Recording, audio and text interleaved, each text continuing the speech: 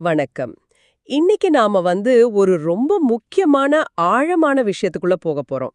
வள்ளலார் அருளிய திருவருட்பா பத்தி தான். அதுல முதல் திருமுறை. ஆமா, முதல் திருமுறையில 14ஆம் அத்தியாயம். பேரு ஆறெழுத்துண்மை.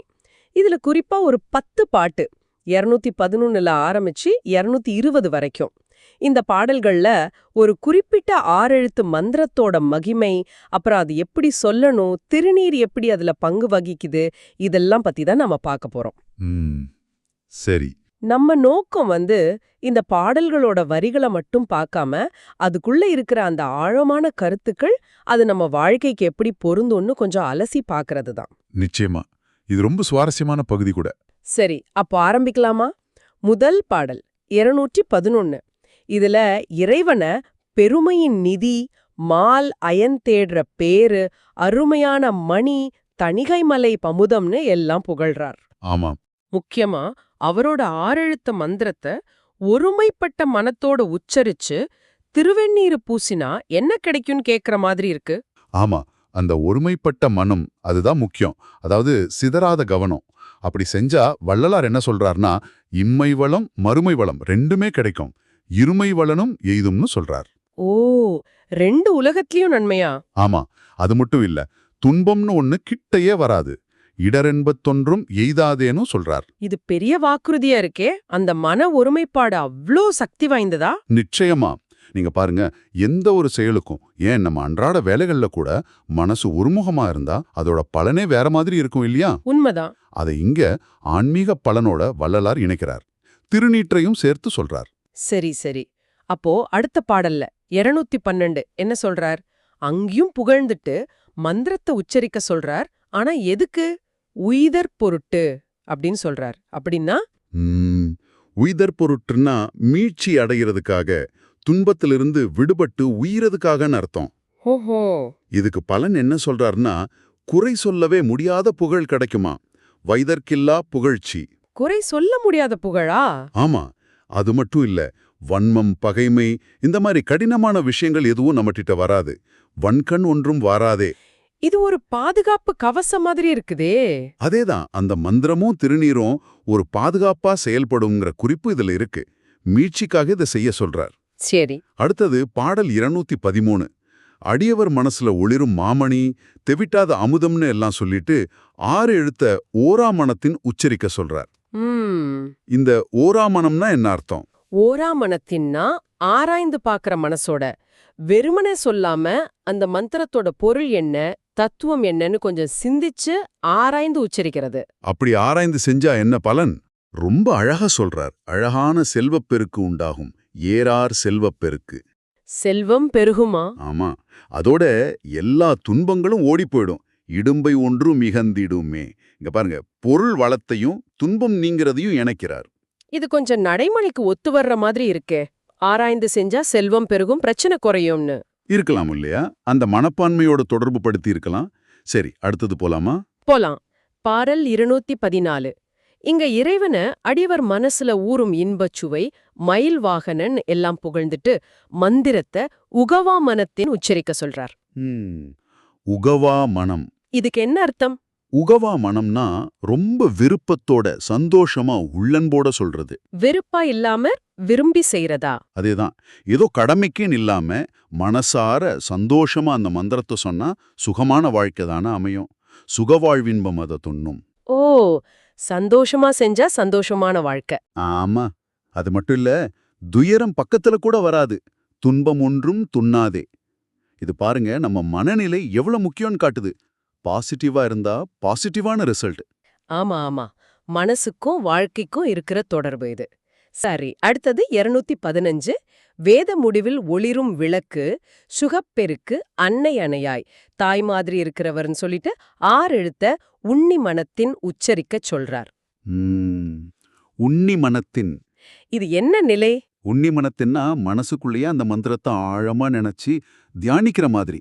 வாயால சொல்றதை விட ஆழமான நிலை இது. உள்ளுக்குள்ளே சிந்திக்கிறதா? ஆமா, உள்ள நிறுத்துறது. இதோட பலன் ரொம்ப உயர்வானது. இறைவனோட திருவடியை சேர்ற பாக்கியம் கிடைக்கும். சென்னி அணியாய் அடி சேரும். இது பெரிய ஆன்மீக இலக்காச்சே. ஆமா. அதோட தீமை எதுவுமே கிட்ட வராது. தீமை ஒன்றும் சேராது. இது உள்முகமான தியானத்தோட விளைவு. ஆன்மீக உயர்வும் பாதுகாப்போம். இப்போ 5 பாட்டு பார்த்திருக்கோம். ஒருமை, உய்தல், ஆராய்தல், மகிழ்வு, உண்ணுதல். இப்படி மனசோட ஒவ்வொரு நிலையையும் சொல்லிட்டு அதுக்கேத்த மாதிரி பலன்களையும் சொல்றார். ஆமா, ரொம்ப அழகா வரிசைப்படுத்துறாரு பாருங்க. வெறும் மந்திரம் மட்டும் இல்ல, மனசும் முக்கியம்னு அழுத்தமா சொல்றார். திருநீற்றையும் கூடவே சொல்றார். ஆமா, தொடர்ந்து பாப்போம். பாட்டு 716 சிவனோட தேன், ஞான மணி, தணிகை மலை அன்பு வடிவம்னு சொல்லிட்டு மறுபடியும் ஓரும் மனத்தின் உச்சரிக்க சொல்றார். ம் இதுவும் 6000 மனசுதானே, ஓரா மனம் மாதிரி தானா? ஆமா, இதுவும் ஆராய்ந்து தெளிந்து உணர்ந்து சொல்றதுதான். ஒருவேளை முதல்ல சொன்னதை விட பாடல் 213 இது இன்னும் கொஞ்சம் ஆழமான புரிதலா இருக்கலாம். சரி, அப்படி தெளிவா புரிஞ்சுகிட்டு சொன்னா என்ன பலன்? இங்க இந்த பூமியிலையும் சரி வானுலகத்திலையும் சரி நல்ல பதவி, உயர்ந்த நிலை கிடைக்கும். பாரும் விசும்பும் பதம் சாரும். ஓஹோ, உலகியல் வானுலக உயர்வா? ஆமா, அதோட பழங்கண் ஒன்றும் சாராதேன்னு சொல்றார். இது ரொம்ப முக்கியமான வரி. பழங்கண்ணா? பழைய துன்பங்கள், நம்ம செஞ்ச பழைய வினைகள், இல்லைன்னா நம்மள பிடிச்சிருக்கிற அறியாமைன்னு கூட சொல்லலாம். அதெல்லாம் நம்மள விட்டு போயிடும். ஆஹா, தெளிந்த அறிவு இருந்தா பழைய கஷ்டங்கள் தீரும். அப்படிதான் தோணுது. அடுத்தது 217. இங்கே தருமக்கடல், தற்பரம், தணிகை மணின்னு சொல்லிட்டு 6 எழுத்த ஓர்ந்து மனத்தின்னு உச்சரிக்க சொல்றார். ஆமாம், ஓர்ந்து மனத்தின். இது ஓரும் மனத்தை விட ஆழமானதா? அப்படி எடுத்துக்கலாம். ஓர்ந்துன்னா இன்னும் முழுமையா உணர்ந்து தத்துவத்தை உள்வாங்கி உச்சரிக்கிறது. இது ரொம்ப ஆழமான நிலை. இதனால் என்ன கிடைக்கும்? சாதாரண அறிவில்ல, மெய் ஞானம். ஆர்ந்த ஞானம் வரும் அப்படிங்கிறார். ஞானமா? ஆமா, நிறைந்த ஞானம். அந்த ஞானம் வந்தா என்னாகும்? தீரவே தீராதுன்னு நினைக்கிற பிறவி துன்பமாதி பெரிய துயரங்கள் கூட அழிஞ்சு போயிடும். அழியா அலக்கண் ஒன்றும் அழிந்திடுமே. ஞானம் வந்தா துன்பம் இல்லாம போயிடுங்கிற பெரிய தத்துவம் இது. ஆமா, எல்லாத்துக்கும் மூலம் ஞானம் தானே. சரி, அடுத்தது 218. அழியா பொருள், எண்ணுயிர், வேலாயுதன், தணிகை கந்தன்னு ரொம்ப உரிமையா கூப்பிட்டு 6 எழுத்த ஒழியா மனத்தின்னு சொல்றார். ஒழியா மனம். இடைவிடாத மனமா? அதேதான். தொடர்ச்சியா எப்பவும் மனசுல அந்த மந்திரம் ஓடிட்டு இருக்கிற மாதிரி, ஒரு பழக்கமா, வாழ்க்கையோட ஒரு பகுதியா. அப்படி செஞ்சா குற்றமில்லாத, பழிப்பில்லாத நிலையான இன்பம் மனசுல தங்கும். பழியா இன்பம் அது பதியும். ஒரு ஆழமான அமைதி நிலை இது. நிலையான இன்பம். ஆமா, அதோட பயம், நடுக்கம் எதுவுமே கிட்ட வராது. பணிமை ஒன்றும் பதியாதே. பயமில்லாட்டி தானே உண்மையான சந்தோஷம். உண்மைதான். இடைவிடாத பயிற்சி தான் இதுக்கு வழின்னு சொல்றார். ஆமா. அடுத்தது 9வது பாடல் 219. பரஞ்சோதி, பரமசுகம், தணிகை மலை கடம்பன்னு சொல்லிட்டு 6 எழுத்த உதியர் மனத்தின் உச்சரிக்க சொல்றார். ஆமா, உதியர் மனம். இது எப்படிப்பட்ட மனசு? உள்ளுக்குள்ள இருந்து தானா பொங்கி வர்ற பேர் ஆர்வம், தீவிரமான பக்தி, கட்டுப்பாடு இல்லாம தானா எழுகிற ஒரு ஆர்வம் அது. இறைவனோட திருவடிகளே நம்ம கண் முன்னாடி தோன்றும். துதியேர் நெனது பதம் தோன்றும். இறை தரிசனமா? ஆமாம். அப்படி கடவுளையே பார்த்துட்டா அப்புறம் துன்பம் எப்படி இருக்கும்? அதனால துன்பமே தோன்றாது, துன்பம் ஒன்றும் தோன்றாதே. இது பக்தி மார்க்கத்தோட உச்சம்னு சொல்லலாம். கேட்கவே பிரமிப்பா இருக்கு. சரி, கடைசி பாட்டு 220. தோன்றா ஞானச்சின்மயம், தூய சுகம், சுயஞ்சோதின்னு எல்லாம் சொல்லிட்டு 6 எழுத்த ஊன்றா மனத்தின் உச்சரிக்க சொல்றார். ஊன்றா மனம். இது என்ன நிலை? மந்திரத்துல மனச ஆழமா ஊன்றி நிலைநிறுத்தி சொல்றது.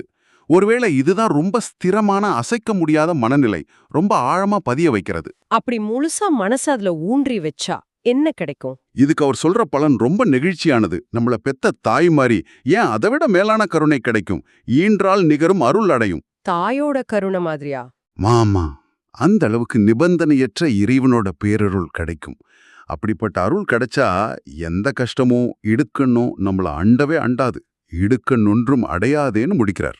ஆஹா, இத முழுமையான பாதுகாப்பு, இறைவனோட கருணை. ஆமா, ஒரு முழுமையான சரணாகதிக்கு கிடைக்கிற பலன் மாதிரி இருக்கு. அப்போ இந்த 10 பாடல்களையும் சேர்த்து பார்க்கும்போது வள்ளலார் எவ்வளவு நுட்பமா மனசோட பல நிலைகளையும் அந்த 6 எழுத்து மன்றத்தோடையும் திருநீற்றோடையும் இணைச்சு அதுக்கு ஏத்த பலன்களையும் சொல்றார். ஆமா, ஒருமை, உய்தல், ஆராய்தல், மகிழ்வு, உண்ணுதல், தெளிதல், உணர்தல், இடைவிடாமை, பேரார்வம், ஊன்றுதல், இப்படி படிப்படியா மனசை பண்புபடுத்தி அந்த மந்திரத்தை எப்படி பயன்படுத்தணும்னு ஒரு வழிகாட்டியே கொடுத்திருக்கார். ஒவ்வொரு நிலைக்கும் ஒவ்வொரு பலன். இம்மை மறுமை வளம், புகழ், செல்வம், இன்பம், பாதுகாப்பு, ஞானம், தரிசனம், கருணை எல்லாமே கிடைக்குது. கரெக்ட். அதுலயும் பாருங்க, எல்லா பாடல்லையும் திருநீற்ற விடாம சொல்றாரு. அதுக்கு ஒரு முக்கியத்துவம் இருக்குன்னு தெரியுது.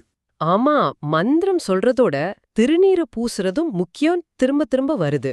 ஒருவேளை அது அந்த மந்திர சக்திய நம்ம கிட்ட நிலைநிறுத்துவோ அல்லது இறைவனோட தொடர்பை உணர்த்துற ஒரு அடையாளமாவோ இருக்கலாம். ஆஹா, இந்த ஆறெழுத்துண்மை பகுதி வெறும் மந்திர மகிமைய மட்டும் சொல்லாம நம்ம மனசை எப்படி பயன்படுத்தணும்னு ஒரு உளவியல் ஆன்மீக பயிற்சியாவே அமைஞ்சிருக்கு. நிச்சயமா. இங்கதான் நாம கொஞ்சம் யோசிக்கணும். நீங்க யோசிச்சு பாருங்க, இந்த மந்திரம், இந்த திருநீரு, இந்த மனநிலைகள் இதெல்லாம் வெறும் பக்தி நம்பிக்கை மட்டும்தானா? இல்ல, இதுக்கு பின்னாடி ஆழமான உளவியல் உண்மைகள் இருக்கா? மனச ஒருமுகப்படுத்துறது, ஆராய்ந்து செயல்படுறது, சந்தோஷமா இருக்கிறது, விடாமுயற்சி செய்யறது இதெல்லாம் வாழ்க்கைக்கு நல்லது தானே? ஆமா, பொதுவாவே நல்லதுதான். அப்போ இந்த மந்திர உச்சாரணையும் திருநீறு பூசுறதும் ஒரு கருவியா இருந்து இந்த நல்ல மனநிலைகளை வளர்த்துக்க உதவுமா? இப்ப இருக்கிற வேகமான உலகத்துல மன அமைதிக்கும் தெளிவுக்கும் இது ஒரு வழியா இருக்குமா? அது ஒரு நல்ல கேள்வி. இந்த 6 எழுத்து மந்திரமும் திருநீரும் வள்ளலார் சொல்ற மாதிரி உங்களுடைய அக வாழ்க்கைக்கும் புற வாழ்க்கைக்கும் ஒரு பாலமா அமைய வாய்ப்பு இருக்கா? இது நீங்களே கொஞ்சம் சிந்திச்சு ஒருவேளை முயற்சி பண்ணி பார்த்து உணர வேண்டிய ஒரு விஷயம்னு தோணுது. நிச்சயமா ரொம்ப ஆழமான சிந்தனைக்குரிய விஷயம் இது. இந்த அருமையான பாடல்கள் வழியா மனசோட ஆற்றலை பத்தி இவ்ளோ விஷயங்களை தெரிஞ்சுக்க முடிஞ்சது. ஆமாம். இந்த உரையாடல்ல எங்க கூட இணைஞ்சிருந்த உங்களுக்கும் நன்றி. மீண்டும் அடுத்த தேடல்ல சந்திப்போம்.